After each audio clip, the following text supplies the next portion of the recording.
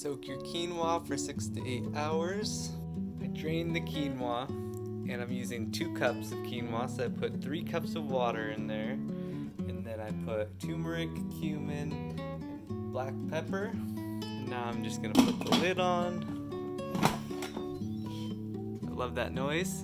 And then I'm gonna do pressure cook, not 35, but we're gonna do pressure cook for 2 minutes on high.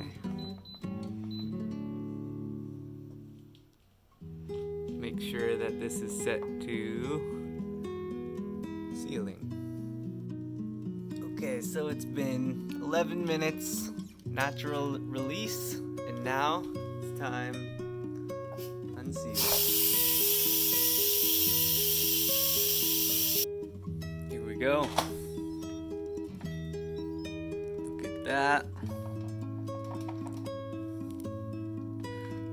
Next, always like to add a little something after, so I'm adding some organic kidney beans, already cooked, no salt added. Alright, drain them first. Next I'm just gonna give it a mix. Ouch, it's hot.